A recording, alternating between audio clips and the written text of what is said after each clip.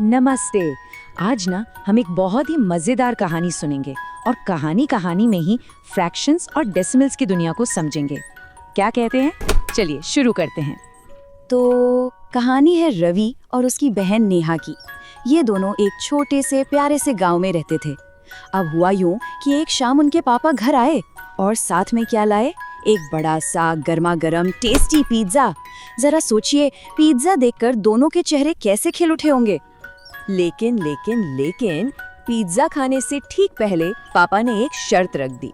उन्होंने कहा, रुको, पहले इस पिज्जा को तुम दोनों आपस में एकदम बराबर बराबर बांट लो और बस यहीं से हमारी कहानी का और हमारे मैथ्स का मजेदार सफर शुरू होता है। तो सवाल ये है कि रवि और नेहा ने ये किया कैसे होगा? इसका जवाब जानने के लिए ना हमें पहले एक चीज समझनी पड़ेगी और वो ये है कि आखिर ये फ्रैक्शन होता क्या है। अब रवि ने अपना दिमाग दौड़ाया। उसे एक बड़ा अच्छा आइडिया आया। उसने क्या किया?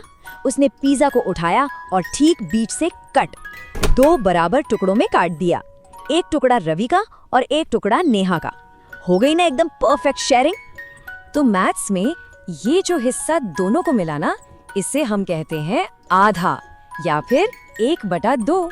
मतलब एक पूरी चीज के 2 बराबर हिस्से। बस यही तो होता है फ्रैक्शन।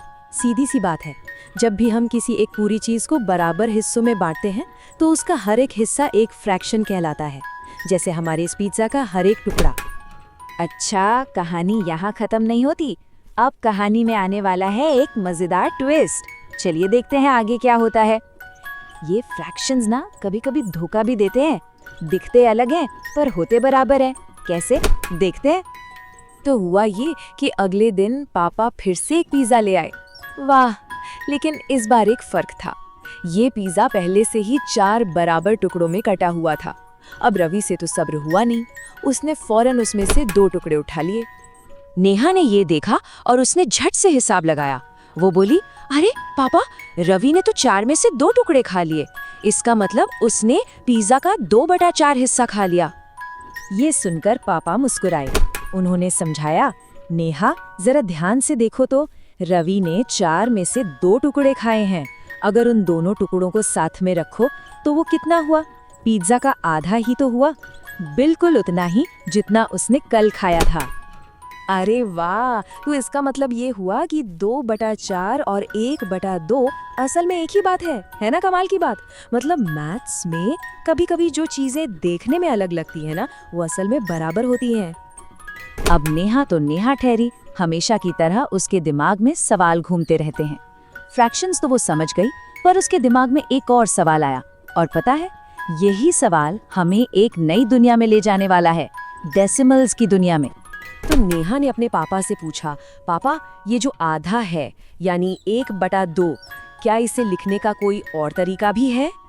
क्या कमाल का सवाल था ये। पापा ने कहा, हाँ बेटा, बिल्कुल है। और फिर उन्होंने एक कागज पर लिखा 0.5 यानी 0.5। रवि और नेहा की तो आंखें खुली की खुली रह गई। अरे, ये तो एक डेसिमल था।